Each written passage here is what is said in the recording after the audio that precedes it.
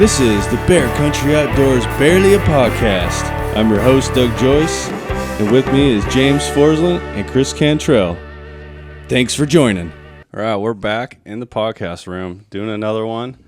It's been a little bit of time after our last podcast, but you know what? What the hell? Yep. We're back at it, and we're getting ready to get going in the late season that's coming up. I know Kris is about getting ready to head off to Montana. 4 days. And James is doing the same thing, right? Yep. I'll be going a little bit later than Kris, but, you know. And you're making a stop in Idaho too, right?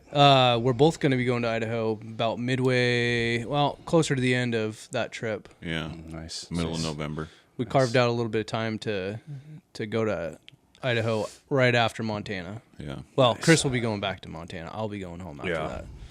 And then I'll be hitting the late season for the whitetail and hopefully maybe even shoot a blacktail. Yeah, and depending on what I happens. got a nice one that's been. You got a couple nice ones, Got a Doug. couple nice ones. I got one real nice one that I'm hoping. Tell us about that buck.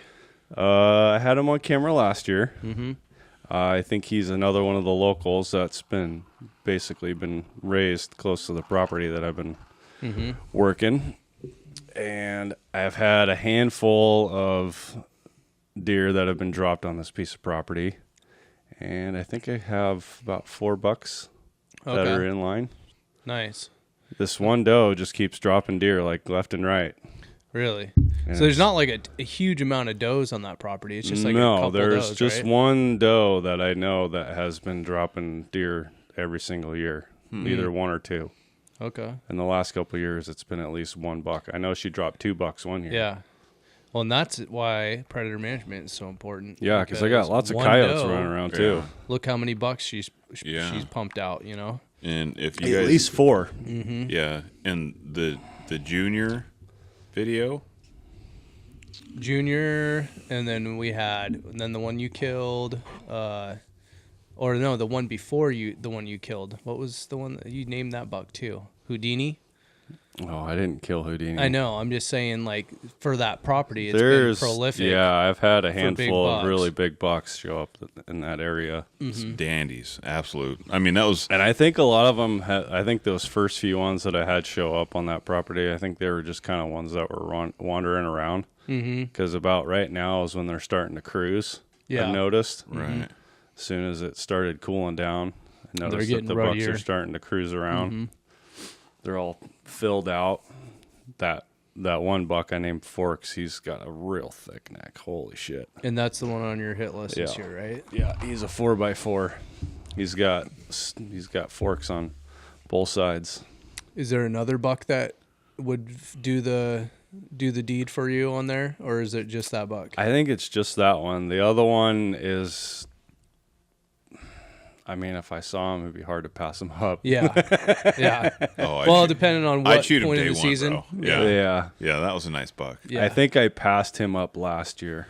Yeah, and this year he's a little bigger. And this year he's a 3x. Last year he was just a 2-point. Yeah, so he's probably at least a 3.5, maybe a 4.5-year-old deer. So I got a 4x4, a 3x, I think 1 or 2 2x in there, and then a couple of spikes. And the spikes have been just running around with each other. How do you think that 4x compares to junior? He's bigger mass-wise, and I think he's bigger body-wise. He was Really? bigger body-wise last year. Definitely. Probably just not as filled out Right. as Junior was. Junior had a perfectly symmetrical rack, which is pretty rare for a blacktail. If you don't know who Junior is, by the way, he's a record book buck that Doug shot with his bow last year. Which is funny because someone's like got all deceived about me saying, "Oh, monster blacktail," right? And I go, "Well, he's going to be in the record book, so I think he counts." Yeah. Oh, yeah. I mean, monster blacktail, I consider anything over 90, really. Yeah. Like 90 points, Pope and Young or Boone and Crockett. Well, anyone who's never hunted Western Washington doesn't know, number one. And number two, like, there's multiple, like when guys say, I shot a 160-inch blacktail. No, you didn't. You shot a mule deer. You shot a mule deer. Yeah. Like Right. Just 'cause you shot 'em talk on- about, you know, Yeah. the blacktails that are in like Oregon or Yeah. you know California, and be like, Yeah, there's a Come on now. handful of 160-inch black tails that have been shot, but they're all non-typical, you know, or Yeah. you know, something Oh, like absolute that. freaks. Yeah. Yeah, but But big mainframe fours. you're talking about big mainframe fours or like a 5x5, you know, 4x4 with Yeah. eye guards. You're probably bench leg if you're in that. Yeah. Like, Like- you're in foothills. That big wide tall buck right there. That's like a mainframe 3x4 with eye guards. That's like he's 22, 23 tall, I think, and about that wide, and he's like 156. Mm-hmm. That's a big buck. That's and that's a big mule deer. yeah. I that's would a big consider any blacktail that's Well, the over crazy 130 thing is, massive. if you look in the record books for all the blacktails, they all have like 20 to 30 point reductions. Mm-hmm. Junior got 2-point reduction. That's So he's wild. almost perfectly Yeah. symmetrical, and he's a 3x3 with eye He's guards. a 3x3 with eye guards. Yes. Yeah. And so that's a whole different And category. he too. almost would have been almost perfect, except for he had broken off the end of his main beam on one side, and there was about almost an inch missing. Okay. And yeah, if you guys want to see it for yourself, go to our YouTube channel and Yeah. watch that hunt on YouTube. Mm-hmm. And you can see the whole story that played out. It's pretty funny, actually. Yeah, I shot him twice. Doug shot him twice, 2 different times, and killed him on the second time. I don't know how many. I spent like almost a full month in the blind. Trying to get Hunting that him. buck. You put Yeah. some time in. Mm-hmm. I think what people don't understand too is like the amount of time that Doug Commitment, yeah. puts into those deer. Period. Like it's not blind time. It's like it's all year. Camera time, It's feed yeah. time, money for that. Like Doug, how do you keep getting these giant bucks coming in? Like what are you doing? Give us the secrets. Gives the secrets. Just a tip. Well, Doug. for one, I'm very fortunate that I have a coworker that has a nice piece of property that is pretty much like a piece of timber land. It has some opening, it has water, it has some like open fields, has some really, really big timber that has not been touched, and then it has a lot of new timber that is, you know, short jack pine, you know, thick stuff right. that they like to hang out in. Okay. And it's just a perfect deer habitat. And it just so happens happens to have 40 apple trees Yeah. in his backyard. So How big is his or how big of a plot are we talking here? Like he's got 40 acres. 40 acres. Okay. Yeah. So it's not huge, but in the blacktail world, Yeah. like that's enough. Yeah. To And it's right in the middle of an area where there's so much. There's probably a couple hundred acres below it that's Okay. all big timber. yeah. That's not touched by Yeah. pretty much anyone. So that's like the classic rural like blacktail oasis. Oh yeah, it really is an oasis, and I've only harvested one deer out of there, and I've been hunting out of it for 6 years now. Yeah. But But you've been picky. Yeah, I'm super extremely picky Super because picky. I want it to be a deer haven. You Yeah. know, I put food in there just enough for them to keep them around. Because I know that they're wandering around and getting into people's gardens. Oh, I yeah. mean, it's a dead giveaway. Houdini was huge, dude. Oh my gosh. That first year that I put in a camera in there was absolutely insane. There was 2 bucks that were in there that were Houdini was probably 130. Yeah. Maybe Probably, but 140. A mainframe 3x3. He No, was he huge. was a 4x3. A 4x3? Okay. Yeah. That was a big. And then there was another one that was a mainframe 3x3. Mm-hmm. And he had to be at least 23 inches wide Yeah. and shit. probably 20 inches tall. That's massive for a blacktail. Huge. Like I never seen a buck that big For blacktails. for a blacktail. Yeah. Well, I'm looking back behind us. So at, there's- my big buck down here, and What was he scoring? About 90 And maybe? after that year, 85? every buck that I've seen in there has had similar, type of racks. Right. The So genetic is strong. The in genetic there, is yeah. very strong. So Forks, I think, is Houdini's gene, and then Junior is that other big main 3x, and he just happened to grow eye guards on his own. Yeah.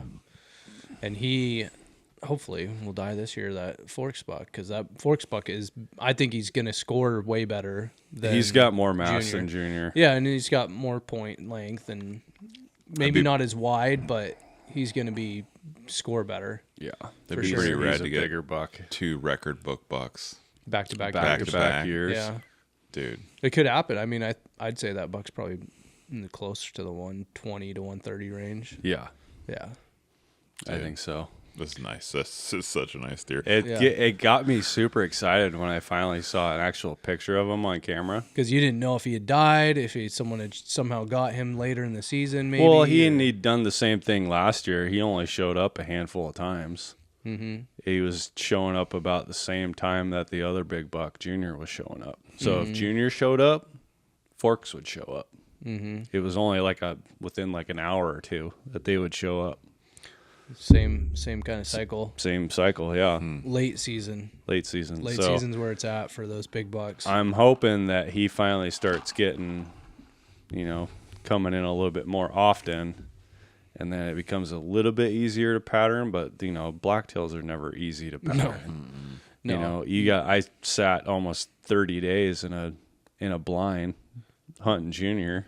The part that's so frustrating about patterning blacktails is you can get them patterned a little bit, and then the second you think you have them patterned, they'll just poof disappear for a month. Yeah. And then they might show up again, and then they might get kind of back on a pattern, and then poof, they're gone. And then you might not see them again till the next season. And then they show up when you can't hunt them because you're at work. Right? Or that. That's the worst part about having a cell camera is you get as pictures soon as of I you go to at work. Montana, Oh, dude, yeah. Oh, dude, all the deer got to come out. all the deer, all the deer, and the bobcats and the cougars and the everything else. It'll all come out.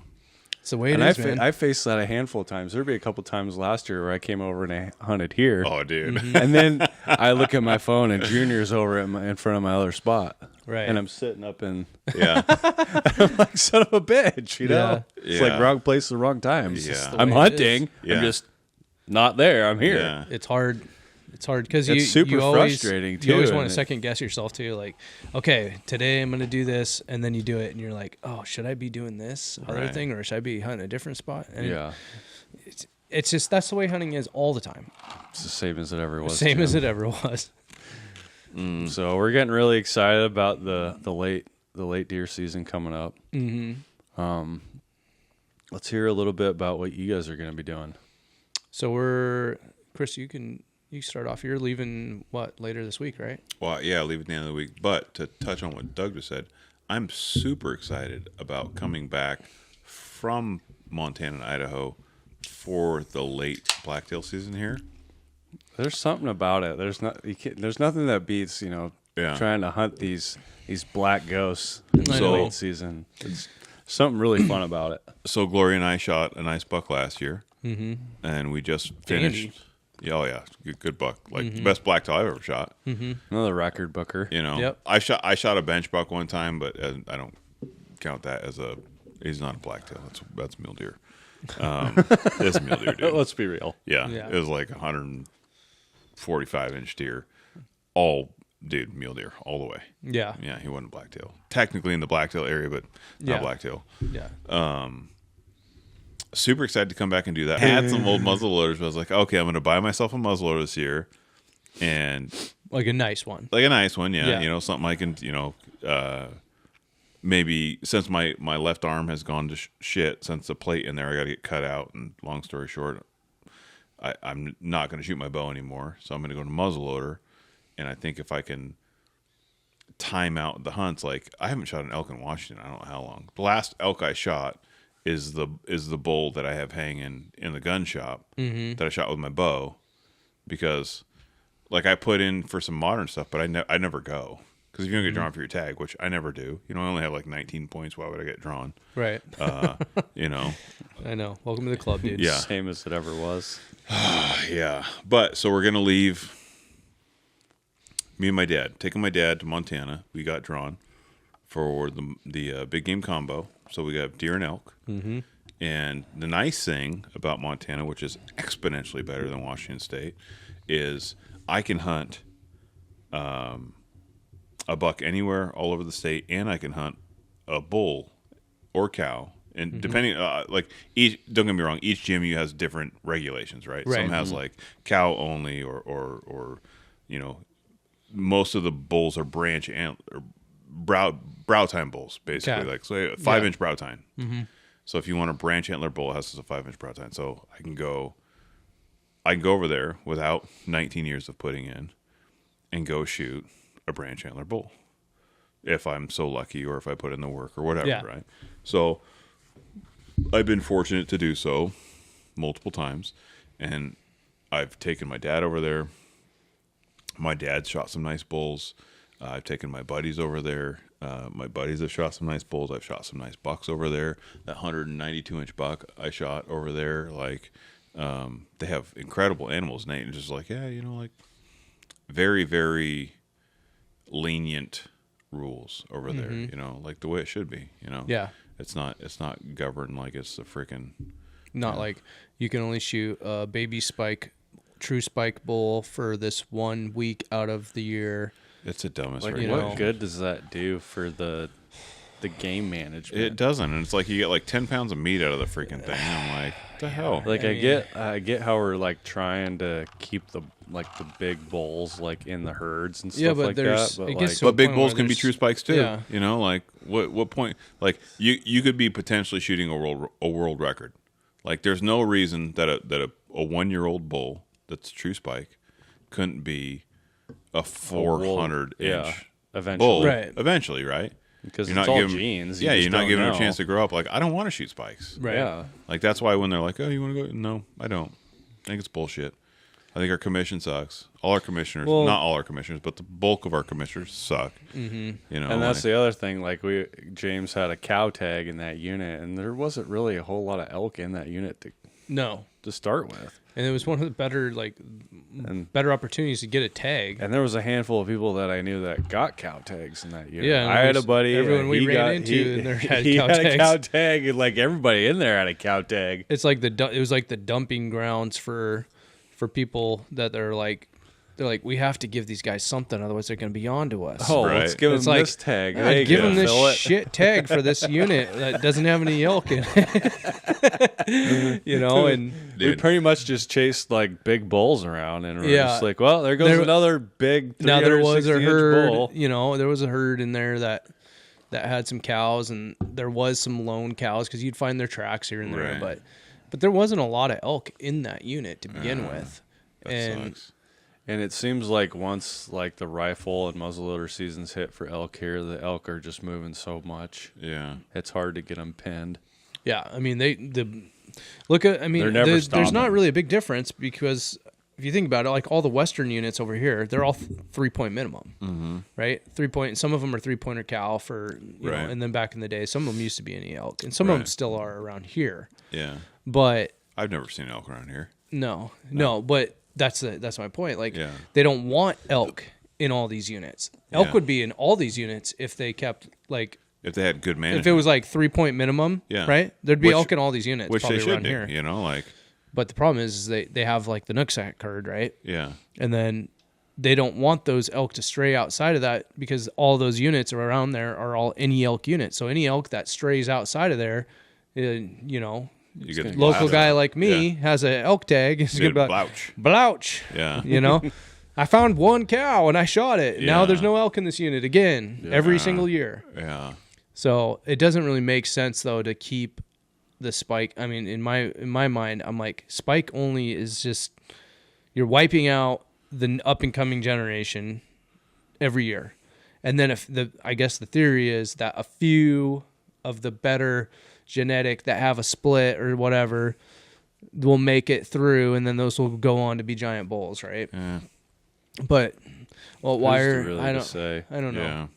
It's just so mismanaged in so many ways. That's just one level of mismanagement. I believe there's other factors that are probably even bigger factors than that, like the predators and the wolves and the predators are terrible here. The different different things that they do with We their have management every that's terrible. North American predator in this state, other than a polar bear.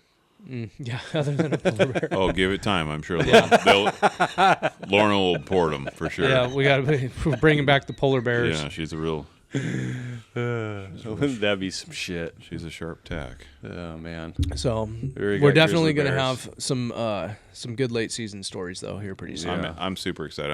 I'm really, really excited to take my money out of the state, go to Montana and Idaho.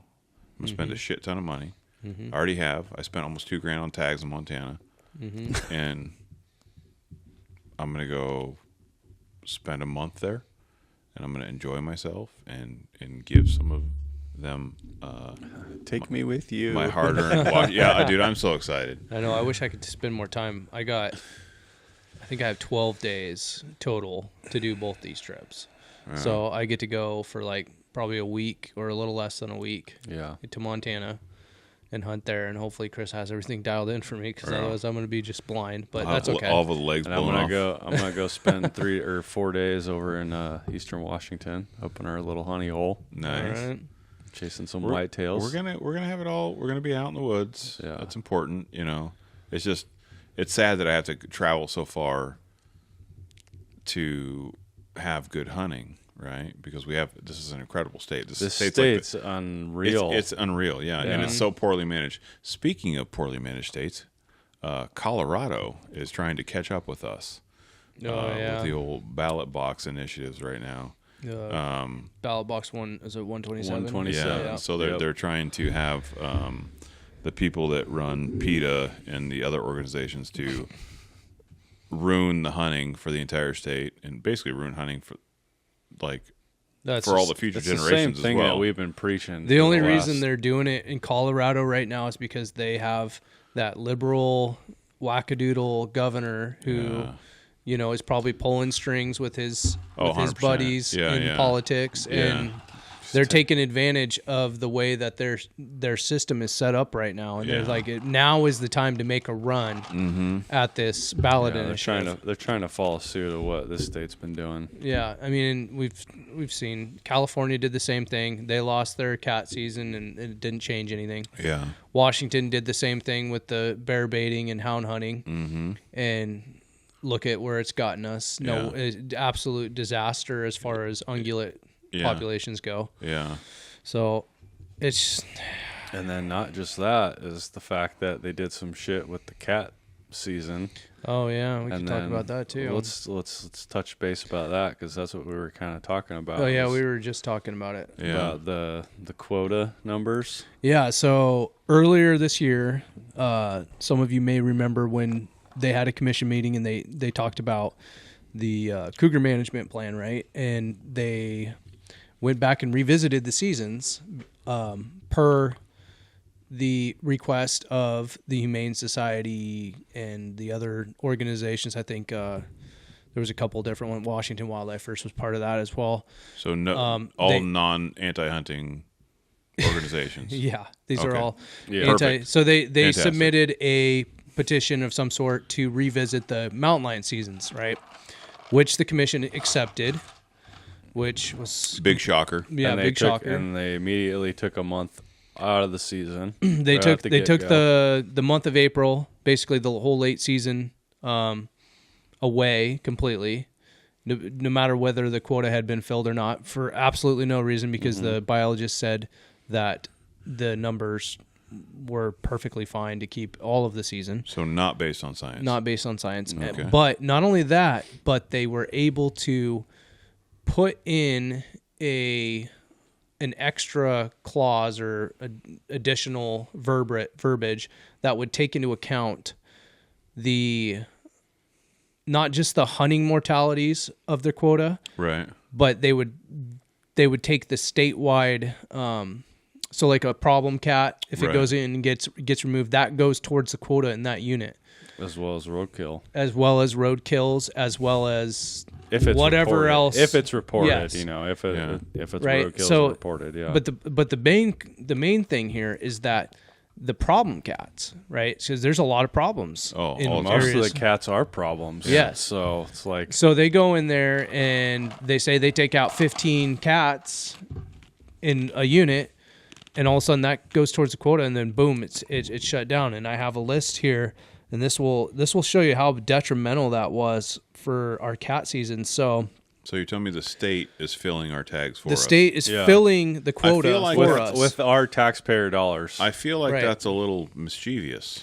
Yeah, I would say so too. Well, yeah, of course. So 101 is closed. That closed on October 23rd, so that just gives us over a month that it was open, in that season's supposed to go all the way through January. That's wild. Yeah. Other units that are closed right now is 117, which is a very heavily cat populated unit. Right. 121 is massively covered in cats. Like that is one of probably the worst cat units in the state as far as like overpopulation goes. It closed October 22nd. 117 closed October 15th, and listen to this. 124, 127, and 130 all closed on October 1st. Wow. That's how fast that was closed. 1 month. That's half a month. Half a month. Is it opened, the 12th? No, it opened September 1st. Yeah. So just shy of 1 month. This is wild, though. Like, they have so many cats. Overpopulated over there, yeah. Like, I guarantee, does it tell you how many problem cats were taken out? It doesn't say. So I would go out on a limb here and say 90%. The vast majority are problem cats. So the state's going and filling. I would say tags. almost all of them. Yeah, the state's filling all our tags. Well, because they can use dogs. Yes, we can't use. They dogs. use dogs. Yeah. If you ever tried to hunt a mountain lion, I've been hunting in the woods for over 20 years, and I've never even seen a cat. Yeah, it's wild. They're so hard to see. They're so hard to find. Unless you have dogs, which the state does, which is incredibly unfair for us, right? Mm-hmm. And let's say they kill the cat, and they're like, which I'm all for. I'm all for it. Like I'm all for them going in and taking out problem cats with dogs, 100%. What I'm not for is them using that against the hunting seasons. To 100%, and like it's just a way of taking away hunting opportunity in the name of. Well, here's my problem with it. Why do they get to use dogs and we can't? Because it's the most effective means to take. Why wouldn't you use that? Because of ballot box initiatives. Yeah. It's the biology. They're like, I had a Facebook poll and they said that we hate Kris and James and Doug. You guys can't use cats. No mas. No, can't use You're dogs. done. Doug, no more peanut butter for you. Your grip is too strong. James, you're handsome. No more beard balm for you. Kris, you need to use Just for Men.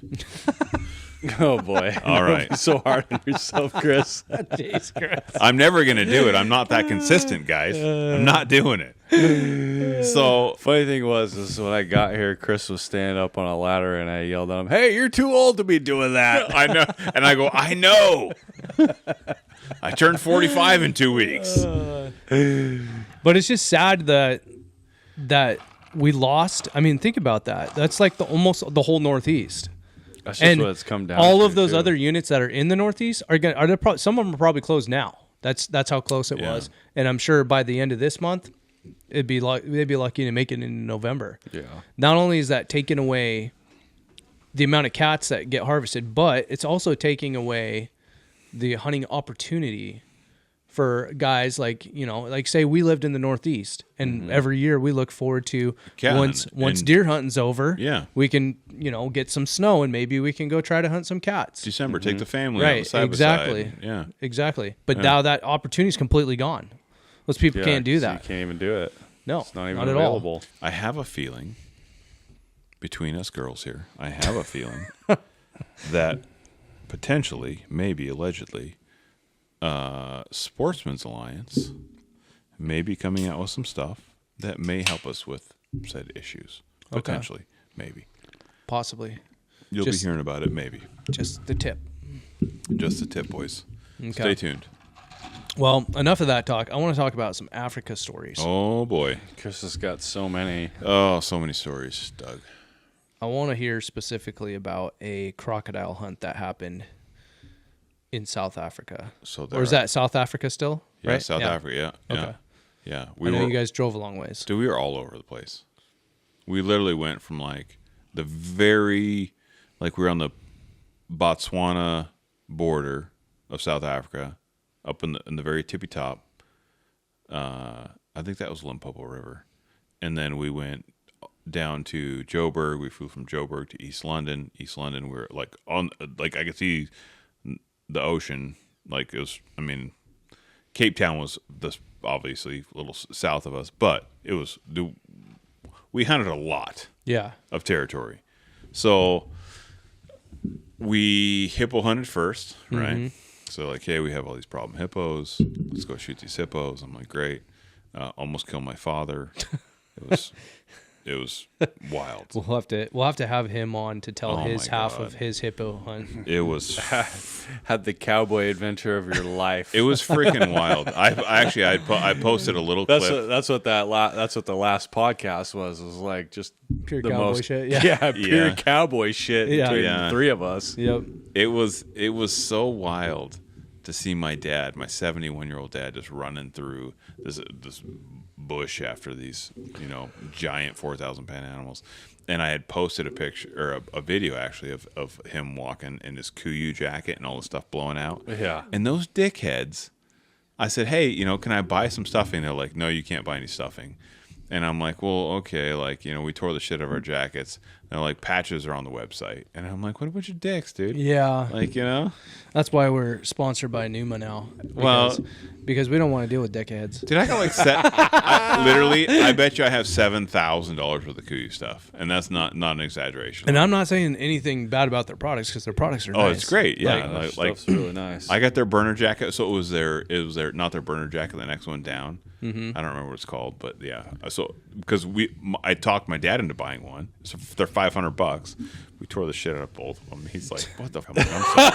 I'm sorry, Dad.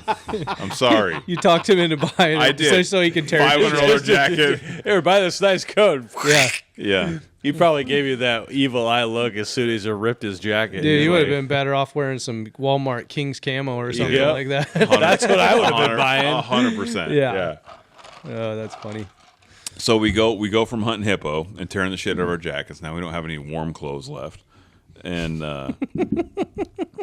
and I refuse to wear my burner jacket. It's almost $1,000. Yeah. So because I need it right for late season. So I'm like, what are we doing next? And they're like, oh, we're gonna go down and meet this guy, and he's got a place. You're gonna love it. And I'm like, okay, sounds good. So we make this incredible drive, by the way. So we're driving, very informative PH. It's very well educated about the area. And he's like, oh, this ranch belongs to this guy, this ranch belongs to this guy. And we drove by this one ranch. I'm not shitting you. I mean, we drove by like Quigley down under for an hour, and this giant, huge triple layered fence. And he's like, oh yeah, it's a East Indian type of guy, oil guy, and billionaire probably, most likely. Dude was huge, and he had this huge, but it ran it as a hunting deal, right? And he had everything. He had elephants and rhinos and lions, and I mean, it was freaking crazy. The fence. We were talking about the fence, and he's like, "Oh yeah, he spent like $50 million on the fence or something like that." Wow. And I'm like, "What?" Just to keep everything in there and keep Dude, all the poachers fence was out, probably. it was Jurassic Park, dude. We drove by it forever. Right. I mean, there was a road in between the two fences that he had put up. Well, and for people who don't understand, the reason why, or one of the reasons why they have these giant fences on some of these places, because the poaching is so rampant Oh my god, yeah. that they'll just come in there and just 100%. wipe out your That's Yeah. what the fence is for. It's Yeah. not to keep the animals in; it's to keep the poachers out. right, and it's a real big problem. Yeah, they don't, dude. The people that live there, you could imagine, like, if you had nothing, right, and you see a fence, and you're like, oh, there's a guy with $1 billion on the other side.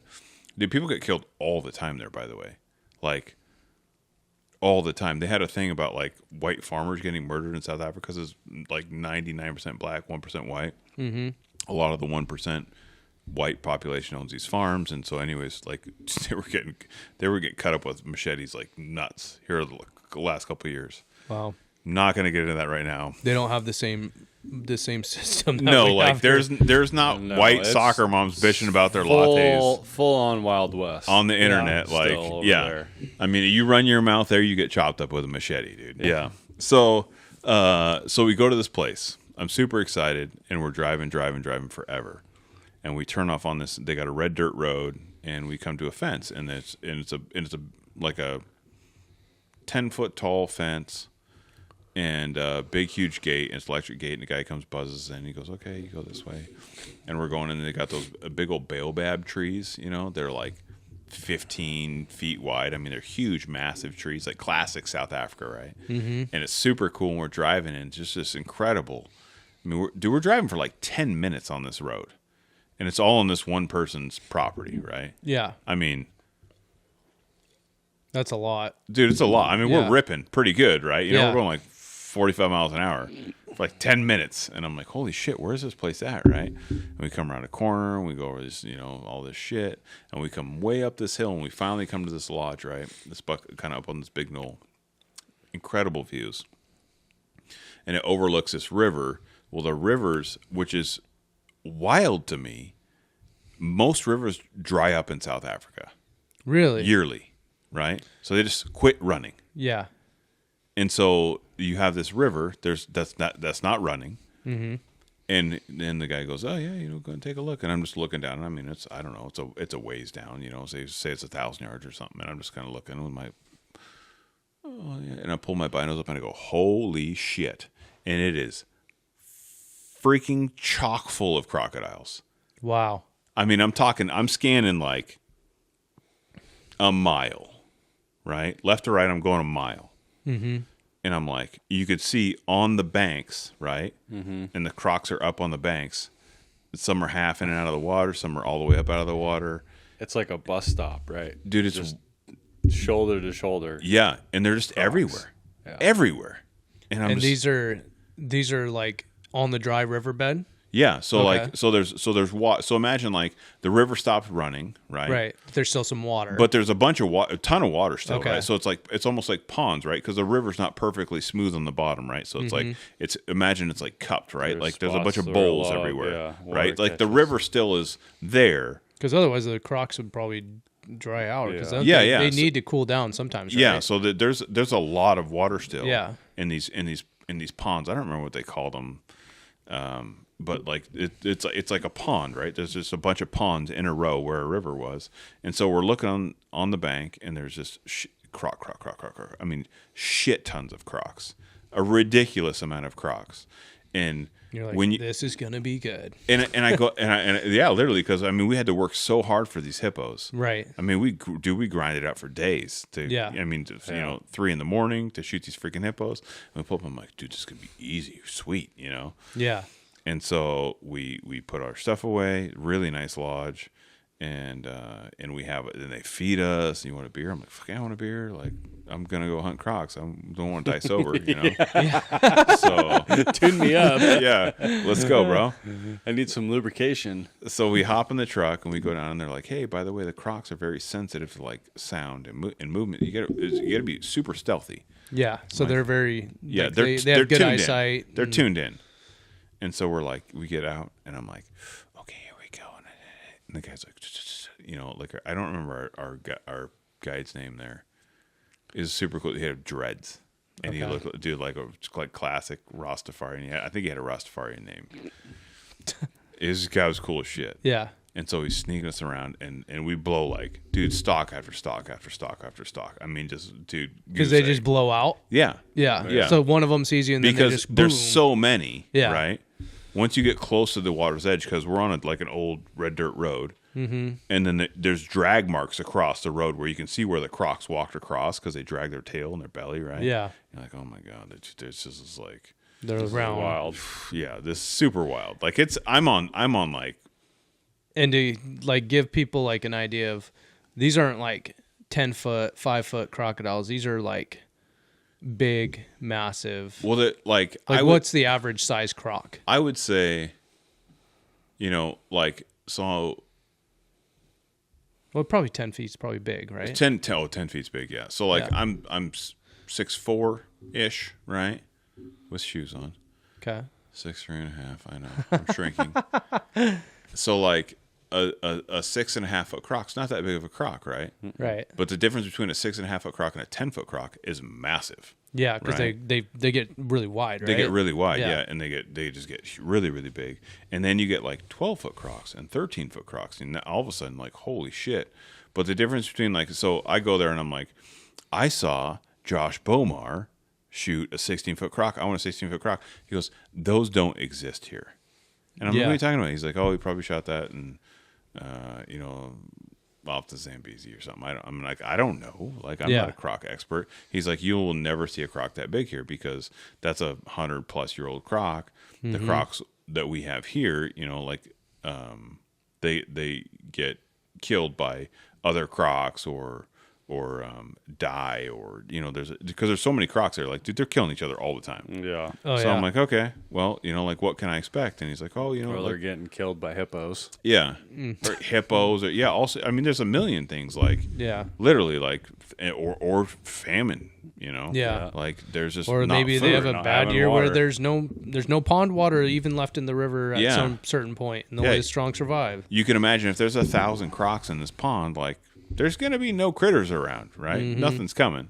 So I go, okay, and I'm kind of disappointed, and I'm like, my dad's like, I'm just gonna shoot a little one because I don't want to pay the money, because it's like, if you go up like a couple inches, it's this much, and a couple more inches is this much, and it gets really expensive really quick, Right. for the big ones. Yeah. So I'm like, okay, like if you shoot a 14-foot croc, it's a fortune, you Yeah. know? So I'm like, all right, we're sneaking around, we blow it, dude, we blow so many stalks, and our guide goes, typically the big males will be not on the main part of the river, but there's like little outskirt, like ponds, that and it'll just be them, right? Because they'll run everyone off, but then they don't have to compete with the freaking 500 other crocs in this part of the river. So okay, So they're getting competitive over like space. Pretty similar Uh-huh. to alligators here in the U.S. yeah, because they're like, they'll eat each other, Right. like, And they don't have just- any food. Yeah. Yeah. So they want like the prime areas. Yeah. Yeah. So I'm like, all right. So we sneak around, and we get to this place, and you could tell it was a big washout because they had like an old stone kind of retention wall, and we sneak up to this old stone retention wall, and we peek up. He's like, oh, that's a good croc. That's a good croc. And I'm like, okay. And he's like, what do you think? You want to shoot it? I'm like, oh, I don't know. I don't really like. I go, it doesn't look that big, like I'm 600 feet away. It doesn't look that big, says a arrogant American. And he's like, it's a big croc. And I'm like, okay, well, If you say so. If you say so. So he goes, well, let's get a better look. So we creep up, we belly crawl up this bank and up and around, and then there's an old dirt road that goes around the outside of this pond. And so we sneak up there, and everyone comes around, and we get up there, and this croc's just laying out there, and he goes, it's a really good croc. And I go, well, how big is it, Which is such a dickhead thing to do, because we're 150 yards away. And Yeah. I'm like, tell me to the inch, how big is this thing? Yeah. Such an American thing. Yeah, classic American that's never hunted crocs, I think it's close to 14. I don't think it'll go 14. And I go, well, I want something bigger than that. And my dad's like, he wants like a 12-footer. I go, Dad, you know what you should do? Shoot this thing. And he's like, I can't afford that, son. And I'm like, don't worry about it, Dad. You're good. Come on, man. And I'm like, don't worry about it. Let's just do it. Yeah. You live once, right? And so I talk my dad into shooting this thing. And so he gets on his sticks, and he's all excited. And so I'm like, okay, here's what I'm going to do, Dad. I'm going to go down the road like 50 yards and get a different angle because there's a pond. And the guy goes, hey, if the croc gets in the water, we're screwed. Yeah. Because there's so many crocs in there. There's other crocs, and they're not like hippos where they'll just float to the top right away, right? The other crocs Right. will They just eat sink. them, right? That's yeah. it. Okay. So I'm like, all right. Yeah, crocs, alligators, they sink. Yeah, and I ain't going in there to get it. Hell no. No. So I'm like, all right. So I got the new 300 PRC. These are man eaters. And I'm feeling pretty confident with it. Right. I've shot a couple things now, and it shoots really well. And so I go down, and he's on the sticks, and I get down, and I kind of get on my knee and I'm like, I'm ready. And so as soon as he shoots, boom, so he's shooting for the smile, right? So it's perfectly broadside. He's shooting for the smile, and the PH goes, you put one behind the shoulder, right? That way, if it tries to get in there, it'll be dead, right? Okay. So he shoots, boom, and then I shoot, boom, right afterwards. And you can hear it just boom, boom. I mean, just whack, whack, right? Mm-hmm. And the thing just, and it's kind of just laying there, and I'm like, dude, we killed it. Sweet, look at us, we're awesome. Yeah. And my dad's like, well, like, you good? Are you sure? And he's like, well, you could shoot it again if you want. And he's like, do you want me to shoot again? And he's like, yeah, if you want to. I mean, like, because they in the taxidermy, if you're gonna taxidermy a lot like a life-size croc, they leave the skull in there. They don't take it out. Really? Yeah, it blew my mind. That is weird. Yeah, so they leave the skull in, so it's got all the real teeth. Oh, right? Okay. Because if they take it out, they take all the teeth out, and you can't put them back in, I guess. Okay. This is on my limited experience of shooting crocodiles, once with my dad, once with myself. So I'm like, all right. I'm like, Dad, shoot it in the face again. So he shoots it again. Boom. And I think he shoots it like one more time too, like just for funsies, because he wants to make sure this thing's dead. Yeah. Yeah. I don't want to go up to it. Yeah. Yeah. Bite your leg off. So we shoot this thing again and we get up to it, and it's big. It's like when you get, it's reverse ground shrinkage, Right. Like you shoot it and you get up and you go, holy shit, this is This is big. But like the nerves are still kicking, yeah. Right? And I'm like, this thing. So my dad's shooting a 375 H&H. He shot it all right in like the head, 3 times. I shot it once behind the shoulder with a 300 PRC, and we take all sorts of pictures, and it's incredible. So anyways, we take this thing back, and they have a giant front end loader that comes and picks this thing up. And it's massive. I don't know how much it weighs, but it's big. I mean. Mm-hmm. So what they do is they hang it up and we take pictures, right? So they cut like a small slit through the bottom of the jaw, and they put a cable through there, and then it comes up and they have a hook and a winch, and they winch this thing up. Well, it's hanging there, and we take pictures, and they drop it down and we measure it, and it's 13 foot like 9. Dude, it's massive. Nice. Big. That's a big croc. Big croc.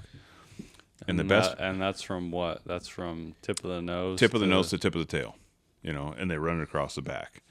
And I'm like, holy shit, Dad, that's a good one, And so we're standing there, and we come back to the truck right at the opening of this big hanging shed, and we look over, and I shit you not, this is God's honest truth, the thing starts walking off.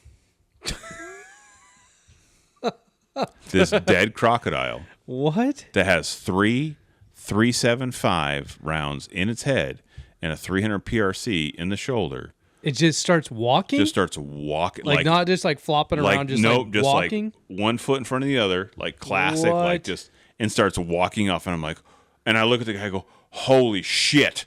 And he looks at me and he goes, and the guy literally doesn't say anything. He goes, and he starts running, and he runs away. And I'm like, it's not walking towards us, mind you, and there's no one in there for it to get, I mean, there's Skinners like way in the back or whatever, but like, I'm like, could you imagine they come in the door, there's this croc walking through? Dude, I mean, it's huge. I mean, it's massive, right? Oh, yeah, this dude. thing's gigantic. What are they, like 1,000 pounds? Oh, dude, at least. I mean, they're big, dude. Yeah. Like, I mean, they're like 3 feet wide, Yeah.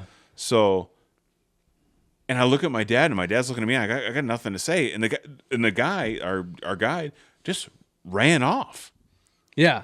And I'm like, oh my God, what are we doing? And I'm like, what are we supposed to do? Right? Yeah, and I'm like, Dad, Crocodile Dundee, grab your knife. Yeah, and we're in the skinning shed, right? So it's not like we can shoot our giant rifles or anything. Grab that machete over there.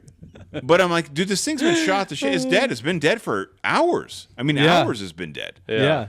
So this guy, our PH, or our guide, right, had ran off, comes back, full sprint. Dude, dreadlocks just in the wind. And he comes up to us, and he's like, and he pushes this gun out right towards me, and he's like, shoot it. And I look at the gun, and it's a little itty-bitty tiny gun. And Yeah. I'm like, what is this? He goes, it's a 22. And I'm like, it's number one, it's not my crocodile. Yeah. Why are you handing me this gun? And he's like, yeah, just shoot it like between the eyes, like on American TV, And I'm like, Like on Swamp People. Swamp People, yeah. this Shoot him, Clint. Shoot him. yeah. I'm like, no, that's this 1,000-pound. And my dad's like, I will. And he grabs the gun and he goes up there and I'm like, Jesus, this is how my dad died. Your dad's like, I've already lived my life, son. Dude, no fear. 71 years old, literally walks up right behind it, holds a gun right in the back of its head, right between its eyes, and just touches off, and it just lays out. Just done. With a 22. With a 22. And we shot it 3 times with a 3.75, and I want to say there were like 350 grain bullets. Wow. And then That's insane. And I shoot it with my PRC with a 220 right behind the shoulder. Dang. So these things are just like, Dude, they're just freaks. dude, There's a they don't die. reason why you shoot them right in their brain. Yeah, because they won't die. Yep. But dude, my dad made good shots too, Yeah. though, and I'm like, how did that not hit its brain? And the guy's like, this brain's like the size of a walnut, and it's a 1,000-pound this animal. big. And I'm like, okay, maybe he nicked it, maybe he nicked it. Just made it brain dead for a little bit. I mean, because it was Jeez. dead. It was Yeah. dead, dude. Dude, Like, that is wild. yeah. All of a sudden, like, dude, we're hanging out, taking pictures, the whole deal, and it goes down, And then we're- you let it down, and all of a sudden it just decides to it just walk like, off. see ya. The music started playing. Dude. Dude, it was so wild. Yeah. Do you imagine if you had like a side piece on your hand? Oh, You man. just run over We got there, a cowboy. Oh yeah. I mean, that's why I carry a sidearm, dude. Yeah. You know? No kidding. When I I'm, went over and can never kill something too much. you can't kill something too much, Wow. folks. Yeah. So that was my. was that the dad's- first time that's ever happened to them? I didn't ask him. I was just such in like shock that this dead animal just came alive and Yeah. just started walking off. You should have been like, does this happen a lot? Or I think with the reaction of your PH to instantly run to go get another. Right. The 22. Yeah. to go And get- why did they it have a definitely 22? Must have happened before. Yeah. he's like, oh, not again. Here we Yeah. go. He didn't hit him in the walnut. Right. Yeah. Yeah. It was wild, dude. wow. It was wild. Just and, a 22. and it was. I mean, dude, it was dead. It was Isn't like it crazy for wasn't an moving. animal like that? You can literally just put it out with a 22. Yeah, and there was no breathing. There's nothing. Yeah. That's wild. Yeah, That is pretty wild. yeah. I don't even know how you. It's a modern day I've dinosaur. never heard of anything like that happening. I mean, I Dude, haven't like heard a 2 lot of croc hours stories, later. but 2 hours. that's wild. Yeah, Modern day dinosaur. modern day dinosaur. So that's my dad's, and I can't wait to have him on because he'll probably tell a completely different story. His We'll side have of to it, leave the whole podcast Yeah. just for that Yeah. story. that He's is like, hilarious. I was in the Sudan, and I flew in by helicopter, and I parachuted out, and I only had a machete. Like, tell me more, Dad. And the smoke bombs are going off. That is so funny. You guys ready? Yeah. Here we go. So you're doing your story now, right? So I guess we'll jump into my story now. Okay. Yeah. So I took Easton, my son, on his very first hunting trip with Dad. So Easton just turned 8 years old, and he's been dying to go on a hunting trip. Been dying to go over to the cabin too.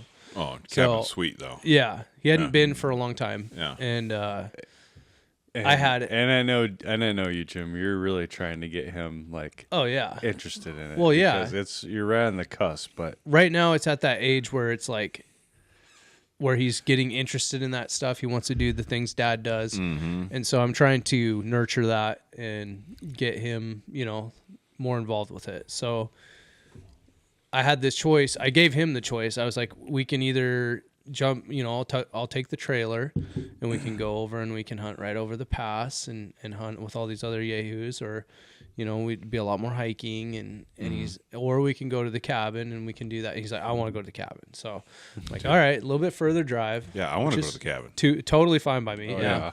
And I had been dying to go because I hadn't been over since the spring. Doug's been over there more times in the last 2 years than I have in probably the last 5 years combined. Good on So- you, Doug. It's true. Good job, I've Doug. probably been there a dozen times I know. in the last 2 years, and Jim's probably been there like 4. I just, it's just life is busy, And and what the cool thing about it is, like, we have like a home base Right. over there. we have it set up the way we want it. Yeah. And well, someday we'll finish the cabin, Yeah. but Potato, right now potato. it's It'll- nice, it- it's yeah. comfortable. It's nice, but yeah, there's a lot of things that we can do to make it the absolute Even better. Yeah. It kind of keeps it a little bit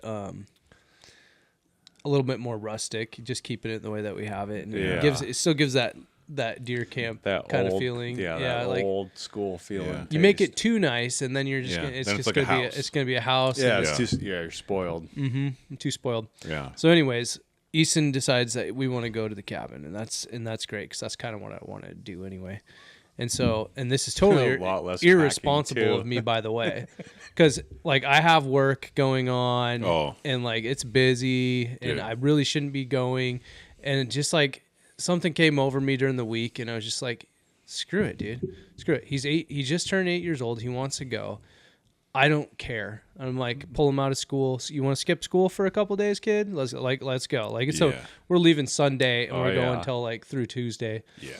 And so we load up, like, of course I'm just like last minute throwing everything together, and I like grab some stuff for him, and snacks for him and snacks for me, and Right. just like throw everything together. And it was like, we'll stop at Hank's on the way. Hank's Well, the grocery nice thing store. about Oh, the yeah. cabin is like there's so much shit over there. There's so much All stuff, you yeah. have to bring is food. Yeah. You don't have to bring stuff to sleep with. You don't have to bring stuff to cook with. You don't have to bring any of that stuff. No, we got it all because set up now. It's all over there, set up, ready to go. Yeah, last time I was there, I left all my spices. I left all my bourbon. Which came in very handy for me, by the way.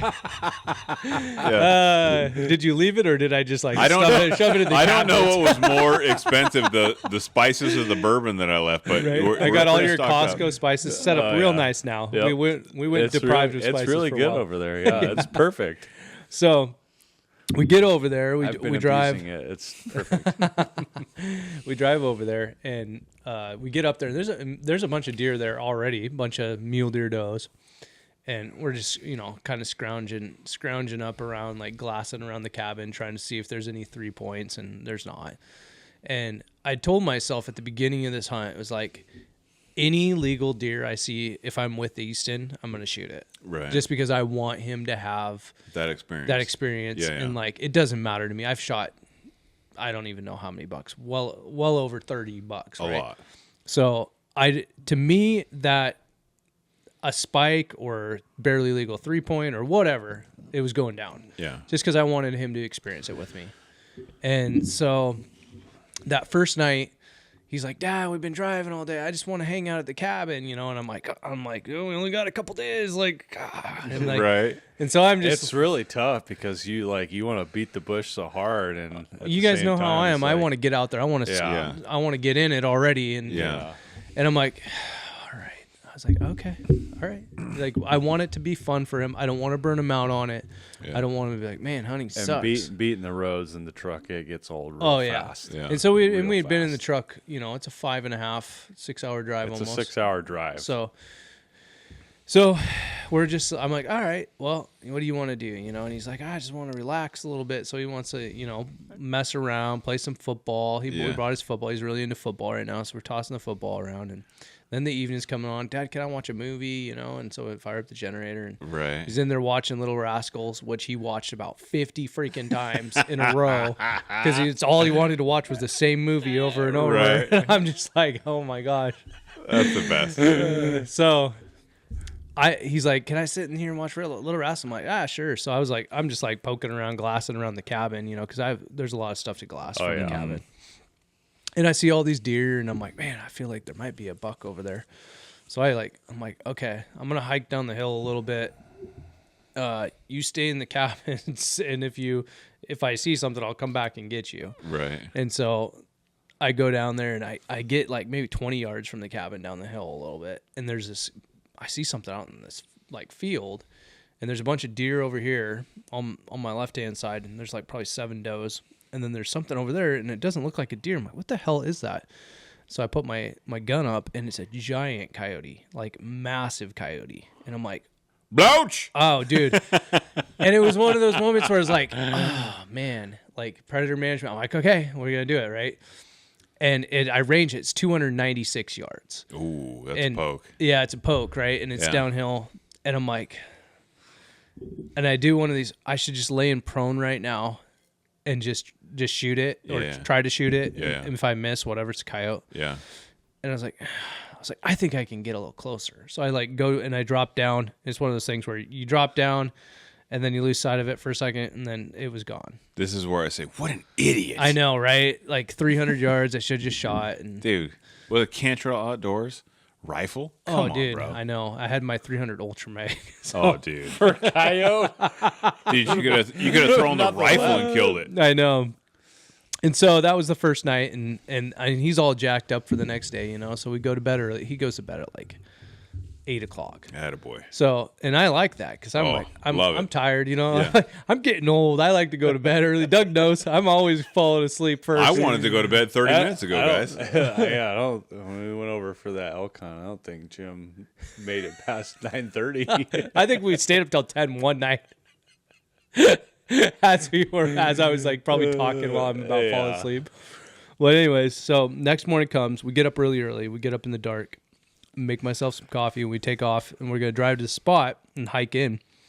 So we get over there, and we get in maybe a mile, and I miss this trail, and you guys will know where I'm talking about. I got mixed up in the dark because we were hiking in the dark. I wanted to be there at first light in this certain spot.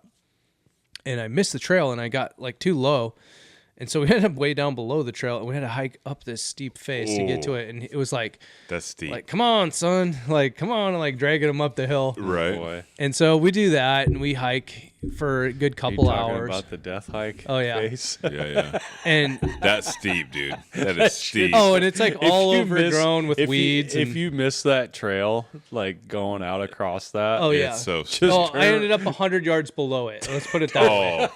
Hard pass. So turn around, go back, and that's what we should have done. Yeah. But I'm like, I'm pretty sure it's right up here. Just go straight up.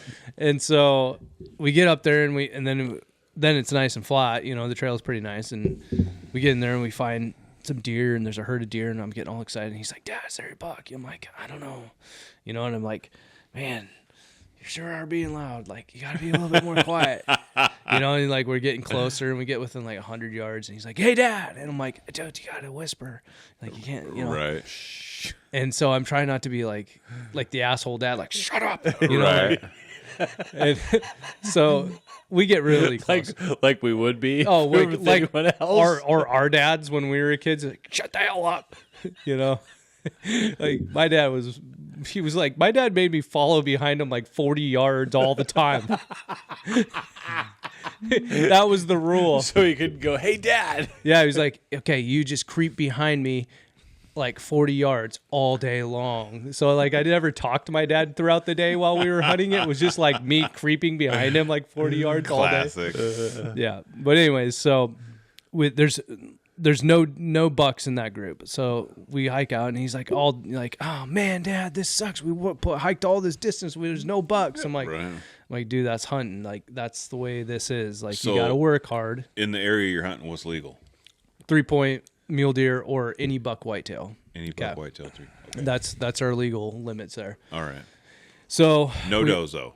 no does, no. Okay. Which is, you know, maybe they'll go back to some youth hunts someday if our deer populations ever get back, but Right. you know, until then we'll see. To help that but out, for we me, it doesn't matter because Yeah, I'm we just need to ban predator hunting, and then they'll get there. yeah It's the way to do it. take the opportunity away from the youth. Come on. Wah, wah, wah. So we hike out, and we're going back, and I'm like, "Hey, we should go check out some other spot." Dad, I just want to go back to cabin. I'm like, we don't have a lot of time, son. We got like 2 days, you know, of Right, like good yeah. hunting. And so I'm like, all right. And so we go back to the cabin, and we do fun stuff. We shoot 22s. You know, he gets his deer target. He's got his full size deer target, and he's Right. shooting and drilling it in the heart, and he's all jacked. And And then Good job for doing that, by the way. Yeah, 'cause, you just gotta stop and just take it at their pace. I think for that first hunt at least. You don't know how long you're going to be here. None of us do, and I think that's super important. So good job, dude. Thanks. That's pretty rad. Yeah. Yeah. So It's tough to do. it is tough because you got to. I know. When we get out there, we just get full blown like right into it, and we don't really enjoy some of the stuff. We just are like serious. If anyone has never met James before, he is full tilt like a Peterbilt. Oh yeah. Oh he come is on. dark to dark. That's literally what our last hunt was. It was every single day. Yeah. It was dark. I've loosened To the dark. reins a little. Yeah, I guess in that's our the family. I guess that's the MO. Yeah. It's like you either gotta be ready for we're gonna go out for a morning and then we're gonna come back, or we're gonna go out for the morning and never come back. You just gotta be ready for whatever. Yeah, I'm ready for whatever. I'm just not that quite intense when I hunt. I think Doug's hunted with me since we were little kids, and I've always been super intense. You've always been ever since the very beginning. To be fair, your son is a spitting image of you, dude. Jim. For an 8-year-old, like I'd be afraid to play football against him because I'd be like, I'm losing a kneecap. He's 37 and a half pounds. He's coming at me. It's a speed of smell, and he's just gonna wipe me out. And he's just fired up, and he's just like, and then he would stand on my chest and talk shit to me. Oh, dude, totally. Like I have to rein him in all the time. Like, dude, we can't do this, we can't do that, because he's always talking like, oh, if I do this, if I take this kid out, then I can do like on his Madden game or whatever. I'm like, no, dude, don't do that. You'll get a penalty, 100%. Like, don't do that. Yeah. So, anyways, back to rein it all back in here. So you're back at the field. We're in quite the weave here. So we do that. We do the whole thing around the cabin. We spend some time doing the stuff he wants to do, right? And then like the evening comes. It's like the last hour, and I'm like, let's hike up the hill from the cabin. Okay. And I'm like, we'll go glass the faces up above. It's pretty steep, dude. It is pretty steep, yeah. And so we get up there after we blow out some grouse, and like, I had to teach him what the heart checker was, Right. Oh, he's like, Dad, what was that? I'm like, that, my son, is a heart checker, and you're going to get those the rest of your hunting life. Right. And they're everywhere. And they will check you all the time when you least expect it. It doesn't matter how much experience you have. Right. And it was just cool to see all like just the wonder of like the things that we're used to seeing all the time, seeing it through his eyes for the first time. Right. And so we get up the hill, and there's, of course, more does, no bucks. And I'm like, man, where are all the bucks at? Like, there's no bucks. Right. And, I guess it's general season. Right. It's been hit already for over a week. Right. We're like 9 days into the season. That big buck is probably laying underneath some tree, just staring down at in some you. hole or for sure. up in the cliffs or something. I don't know what it is about those big muleys in that time, but it doesn't matter what happens. They are not moving. Nope. Not until it's dark. Dark. Or until the rut kicks in. Yeah. Yep. And when the rut kicks in, I've seen 200-inch muleys run around the cabin. Yeah. And it's crazy. Standing like 20 feet away from me, running around the cabin. Dude.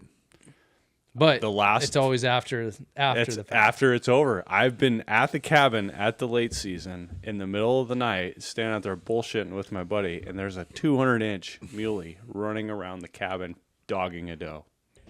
Sorry, back to the kid hunt.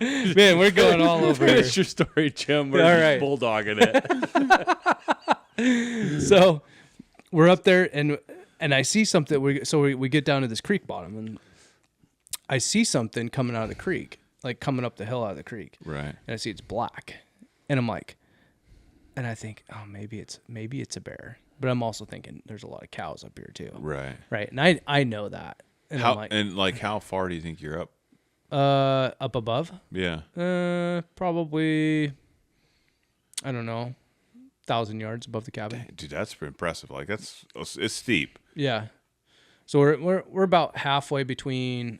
There's a cowboy cabin up there, right? Like an old cowboy cabin. But you guys are getting it. Yeah, we're getting it. Yeah.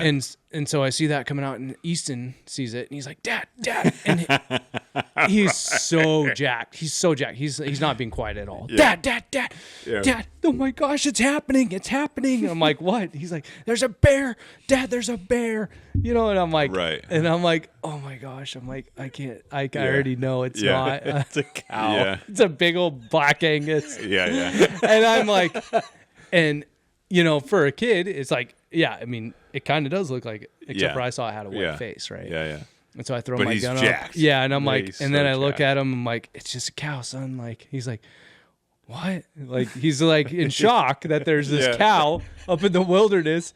And I'm like, there's cows up here, like, he's like, what? I don't understand. It's not a farm, Dad. There's I'm like, there's cows up here. Like, There's cows. He's disappointed in you now. oh, now he's disappointed in me. He's disappointed in the cow. He's disappointed in life. Like, he's devastated. And I can see it on his face. Like, he's just devastated. And he gets all pissed off, and he just turns and starts walking down the hill. And I'm like, Oh no. yeah. Oh no. And so literally at that exact moment, out of the corner of my eye, I see a herd of deer running down on the other side of the creek bottom through the flat. And I'm like, oh crap. And so I run down and I'm like, Easton, there's some deer over here. And he's like, whatever. They're probably just does, Like, Oh no. and so I'm trying to look at all the deer. I'm like looking at each one, and they're all does. And then one that I didn't see kind of looked like, maybe it could have been a buck, but I don't know. I'm like, probably not running with a bunch of does right now. Right. Not if it's a big buck. Yeah. And so I have to tell me, there's no buck. And so, he's over it at this point. Like, he's just like, I just want to go back to the cabin and play football. And I'm like, all right, let's go back to the cabin. And Does play he have football. any little binos or anything or nothing? He's got his little pack, Okay. and he's got his little knife that I gave him that he carries around, and I'll catch him over there pulling it out, and like I tell him not to walk around with it, and I'll look over and he'll be like pulling his knife out. I'm like, put that back away, like Little Montana knife speed goat. yeah, Cut his arm off. yeah. And so we go back, we play some more football, and we do that whole thing, and I'm like, okay, we got one morning left. Right. And so it feels like we just got there, goofed around, and then Right. we haven't hunted hard at all. Right. In his mind, he's probably thinking, we just hunt really hard. I know 1,000 yards above the cabin's pretty hard for me, dude. That's pretty steep. But to me, it's like, I felt we just went there, we goofed around a little bit. Right. And I'm trying to tone myself back as much as I possibly can. Like, I'm just like letting it go. Like, all right, we're just going to play football. We're going to do this. We're going to watch Little Rascals for the 700th time. Like, we're going to make some good snacks. And so we do that. And then the night's killed, right? So the next morning, I'm like, okay, I'm going to give you the option. Do you want to go do some more hiking, or do you want to go do what we call road hunting, where we drive around and we go to different areas and we look and we see if we can find some deer? He's like, I like the idea of road hunting.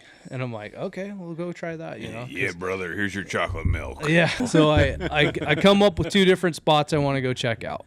What are my best bets? I'm like, this bet over here sounds good. So we go and check out that spot, and we don't find nothing. There's one mule deer doe that was like a yearling that was left behind or something from the mom, which the mom actually was dead, because I saw a bunch of ravens, and I walked down over the hill, and there was this mule deer doe dead. Really? And I don't know if it was predators or what killed it, but anyways, long story short, we didn't see anything up there. Probably wolves there. There's a bunch of wolf tracks. There's a lot of wolves Yeah, there. wolves, cats. Yeah. Pretty much every predator you can think of over there. Yeah. So You can't hunt in Washington. we got one last hoorah, right? This is it. So last day. Last day, Okay. last morning. And we decide we're heading back, right? We're pretty much going to go back to the cabin and start packing up and probably get ready to head home. Yeah. And I'm like, you know what? Sometimes I like to take a different route home if it goes through another hunting area. Mm-hmm. So I have we could take this back way and take gravel all the way through, and we can hunt that all the way back to the cabin. It's a little bit longer, but he's like, Right. he thinks about it. He's like, yeah, okay, we could still get it done, Dad. I'm like, oh yeah, we could. You never know what's going to happen. That's that. Yeah. like, that's the good thing about hunting is Yeah. like, you could see nothing, And, only takes one. Dad only has one deer tag. Right. And so he's like, okay. So we're driving down, and I'm like, we're going to check out this spot and this spot. And I see this deer, like in this new cut, like brand new cut. Like this stuff's all tore up, like still like everything's dirt. And I'm like, it's like kind of right on the cusp of the hill. And there's this deer, and I'm like, oh, okay. So I stop and park, and I'm glassing. I'm like, okay, it's a doe. And then I see another deer kind of behind it, and I glass, and I just see like a glimpse, like the ear, because it's like walking behind, but it's right on the cusp of the hill. Right. And I thought I saw a flash of antler. Right. I was like, I think I just saw an antler, and I was like, I'm gonna pull forward a little bit. I'm gonna pull off the road because there's a little skidder road that cuts up into the cut. Right. And I pull off into that, and I get out, and I walk in front of the truck a little bit, and I don't say much to him except for I see some deer up here. Dad's going to walk forward, and I'm going to check it out. And so I grab my gun, jack around in, and I walk down the road just a little bit, and I'm looking up, and all of a sudden there's like these deer start coming out in a line, and it's like doe, and then it's boom. I can see it's a buck, and I'm like, and they're whitetails. Yeah. And I'm like, oh, okay. And I look over at Easton, and Easton's just sitting there, and he's looking at me, and I have my gun in my hand, and he's sitting there looking at me, and he's like this. Oh, he's like ready. He's ready, dude. He's already ready. got his fingers in his Ears ear. He's like, he's ready. He's watching me. He's not looking at the deer at all. He's just like watching Dad, like, holy cow, it's gonna happen. He knows because I'm like, I changed my tone from like let's just look to like Dad's like serious, go time. Right? And so James's go time was pretty obvious. Oh yeah. Yeah. Hackles go up. Yep. It's usually a yard sale of stuff. Yeah. Just starts going flying all over the place. It's like, it's time to go. The gun goes down. Yep. As soon as the gun comes out, it's serious business. Yep. So I put my Leupold VX5 HD Nice. with the fire dot, and I put it right on the thing's chest because it's frontal. Oh. And it's probably 100 yards maybe is like how far the shot is. Your freehand? Freehand, yeah. Okay. And I'm like, and it's about like with whitetails, like they always do what I like to call the whitetail blowout. Oh yeah. Where they might just be standing still, and all of a sudden they just go, poof, and they turn and they just tails up and they're gone. Right. Yeah. They don't give you the stupid mule deer like one step look at you or like any of that. Yeah, just blow out. So I'm just waiting for that to happen, and I'm like, okay, and then it's like frontal, and I'm just like, forget it, 300 Ultra right to the chest, boom, and it does this big jump, and it starts taking off, and it just like boom out of sight. And I'm like, what the hell? Like, I know I hit it. Right. Because, I mean, the way he reacted was like, whoa. And Easton's like, whoa, Dad, did you just get that buck? And I'm like, I think so. And I'm like, oh, man, I hope I, like. Right, yeah. I hope I got it. Yeah. You suck, like, Dad. I'm like, I'm pretty sure I got it. And he's like, oh, let's go. And I'm like, well, let's give it a second because I don't know. Dad would have expected that deer to drop with a 300 Ultra Mag right to the chest. And so we waited a few minutes, got our stuff ready, and I'm like, okay, let's wait like 15 minutes. So we wait 15 minutes. Dude, and I'm like, that's pretty good for you. Yeah. Well, because I didn't want to bring him up there and have it like flopping around or like doing something weird or me having to walk up and shoot it again with a 300 Ultra Mag. Yeah. So we go up and we walk up there to where I last saw it, and I'm like, and he's like charging down the hill, like he wants to see this thing, right? Yeah. And I'm like, hold on, like I don't want him like going and jumping on this deer or something or blowing it out. So I'm like, hold on, like I'm like, stand next to this tree. Dad's gonna go ahead a little bit, and then once I get on it, like I'll call you down. Just watch Dad, because we're in our hunter's orange, so he can see me fine. Right.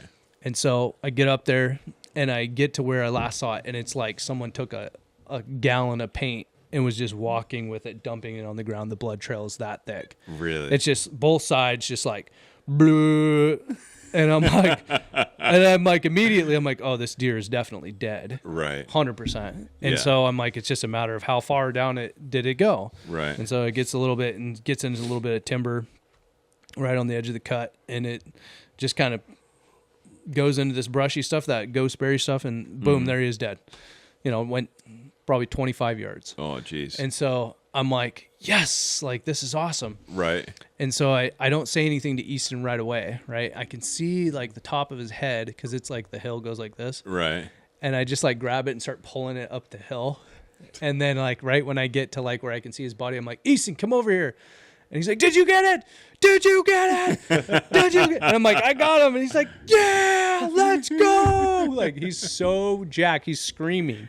And I'm just like, this is so cool. Yeah, he comes running down the Oh, hill. dude, just running. He's tripping. I think he tripped and fell on some snags of like some dead branches that were laying there. Of course. And he's just like, oh, that hurt. Oh, yeah. He keeps going, and gets down there. And he's like, this is the biggest buck ever. And it's a spike, right? It's a big Right. spike. Yeah. Huge body Dude, spike, it was a big too. spike. Dude. It had To be like a yeah. 3-year-old deer's body. Yeah. But it was a spike. Dude, it was Dude, massive. you could have put a freaking basket 4x on that Oh, 100%. on that deer, and Dude, it was a huge body Yeah. spike. I mean, the spikes were like, but the antlers like the size of my, and I have stubby thumbs. I if you think it can't was see this. thicker than that. Like Oh, it yeah. was, dude. It was, Yeah. it was thick. It was thick. It's It was thick. It was a trophy spike. Dude, okay? it was a, It dude, I must was- have just been one of those, just genetics. It wasn't a yearling spike no, for sure. No No way. way. No No. way. And so Even the nut sack on that thing. Oh, dude, was it had huge. big I old was nuts, like, too. Holy hell! He sent me the picture. I'm like, geez, it's like a 4-year-old spike. I was, dude. It was like an old buck's Yeah. body on a little spike. Yeah. Well, now we got to put that on the Instagram. Yep. I know. Check the page for the buck nuts. I'll zoom in and crop it for you so you can see. We're famous for our nuts now. Yeah, we are. So that happens, and we get it back up to the truck, which wasn't too far. I think it was like 150 yards maybe to drag it to the truck. And I'm like, can you help me? He's like, yeah, I can help. And he's like trying to pull. He's like, Dad, I can't help. It's too heavy. I'm like, it's Right. okay, son. So we get it down there, and I didn't pack any beer or anything on this trip. I just went dry with, because I wanted it to just be Yeah. about hunting with him, right? Yeah. And we get to the truck, and he's Good like, for you, Jim. he grabs a juice box, right? And he's like, Dad, do you want a juice box? Like I didn't say Really? anything about it. It was like pure, like, I don't know, maybe it's genetics to have a Right. victory drink or something in our system. And he just hands me a juice box, and we have a victory Capri Sun together. He's like, hell yeah, bro. Yep. And I'm like, I am very thirsty. Yep, I'll take a Capri Sun. Like, Right on, brother. I hadn't drank a Capri Sun in probably 10 years. That's hilarious. Yeah. So we had a victory Capri That's Sun. awesome. Yep. And then I notched my That's probably the best Capri multi-season Sun you've tag ever on had. that. You know, that's a damn good multi-season tag. You know, Oh, dude, 100%. for the $148 or whatever they are, like that's so worth it.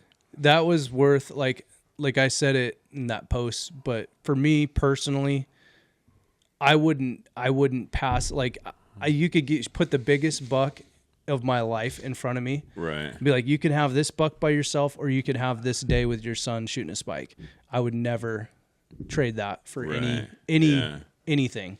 Yeah, that's It was, pretty rad. I mean, it was pretty cool. That's pretty rad, dude. And so, and we shot a bunch of grouse on the trip as well. And so, like, he was fascinated by the grouse and fascinated by everything. Like Right. everything was so new and so Yeah. cool, and like it just ended up being Everything that happened to you when you were a kid right. is happening to your son. I know, and you're getting to see it through the perspective of that my dad saw it through.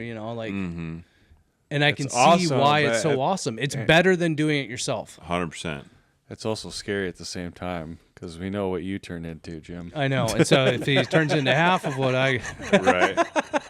Well, son, you get to be in debt for the rest of your life to the sport called Oh, hunting. and what was the first words out of his mouth that you said? What? Oh, but the I'd grouse. like to take I'd like to take some very very proud. I feel my influence over this child, that I'd like to take full responsibility for the words that came out of his mouth, and which were I would, Dad. I'd like to get these mounted. Yes. So he was asking me to get everything mounted. Did he want to get the spike mounted? Dude, heck yeah, bro. And I was like, body. well, Hey, Uncle Cantrell has one. Yeah. Right there. Dude, the only reason that I'm probably not going to get that buck mounted, I'm going to do something with it. You're a terrible father. No, it's not because Terrible. It's because Horrible father. the entrance hole.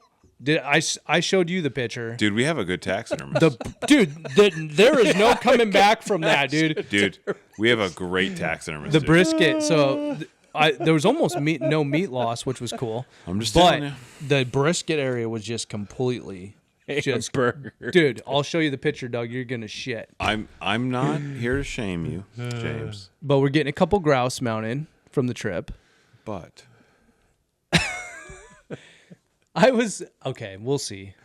I do have an extra cape. That was one of the best things that you texted me after that whole trip. Is the first thing you said is like, I want a full body mount. Yeah, he wanted a life. He wanted to life size the spike, and I'm like, dude, yeah, we're not doing that. I'm pushing a life size movement, guys. I want you to get behind me. I want you to feel the power of the life size. I'm looking at a life size blacktail I shot. That's like it's like an 8-inch blacktail. It's the tiniest. It's life size. It's right behind cool. you. It's so cool, Dude. It's tiny. I don't care. Life size. Life size deer. Life size deer. Life size animals all around us. There's Life a lot of size. life size. Yeah, I got a guy. I need to win the lotto. Do it.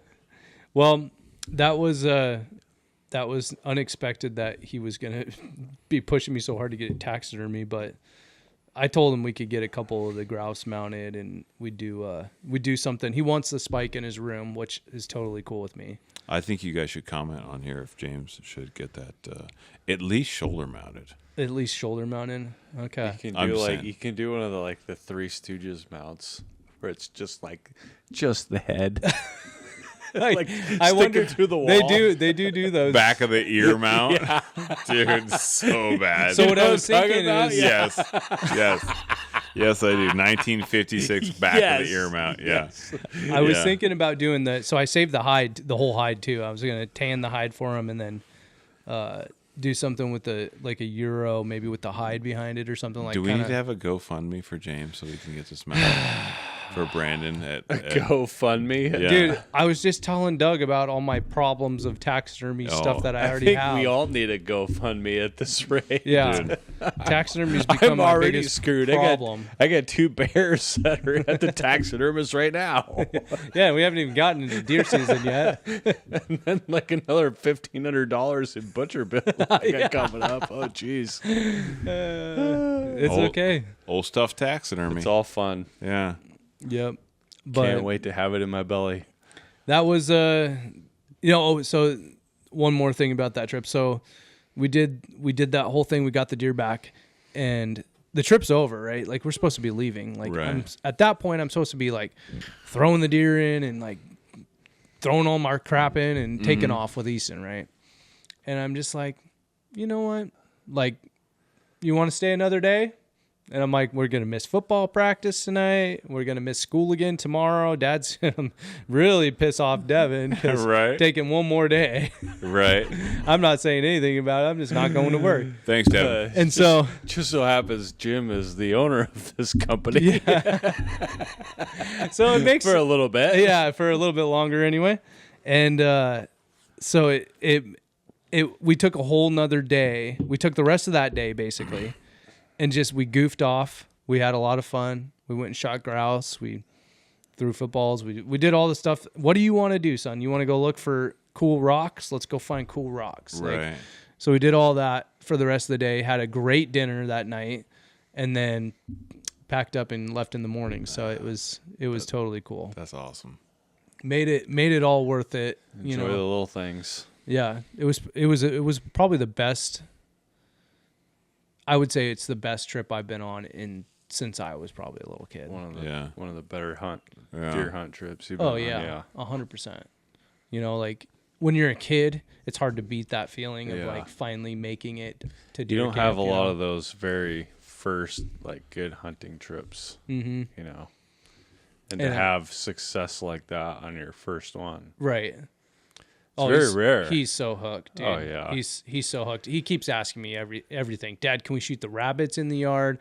Dad, can we do this? Dad, Right. can we Well, do that was the first thing he said is like, we created a monster. Yeah, exactly. It's just everything's about that. He talks about it all the It's a time. pure image of you, Jim. 100%. As soon as you were hooked, and until now, and it's the same All as of it us ever was. poor fools can't get out of this now. We're all too invested. Yep. It doesn't matter. It's like part of our lives that it's never going away. Oh, Ever. dude. Not until we die. I'm dragging the old man to Montana awesome. on Friday, and don't care how much time it takes, and I don't care how much money I spend. I'm going. Mm-hmm. And I'm glad Gloria doesn't have the bug yet, because that's going to cost me a bunch of money. Oh, yeah. It's going to be awesome, though. Yeah, wait till we get the girls involved with all this. Holy cow. Oh, man. Yeah. Well, you almost got her I know. this last year. Yeah, with that you bug. let her pull the trigger, and She's- it's going to be a she's- whole nother story. Yeah, she was pretty jazzed when she saw that piebald doe. She's like, Dad, let's shoot that one. And I'm like, Yeah, you were thinking about it like I thought about wanted it. to. Yeah. Talk about life size. Yeah. Well, that's 35. If that pieball would have started kicking at some other does, you might have thought a little bit Yeah. differently about it. I know. Luckily, we got that out of the genetics. Thanks, Doug. So funny. So we got a lot of deer hunting coming up. The boys are going over to Montana. Elk and deer. Yeah, Yep. we're getting excited for the late season. It's one of our favorite time of the year. And until next time, guys, stay humble and hunt hard.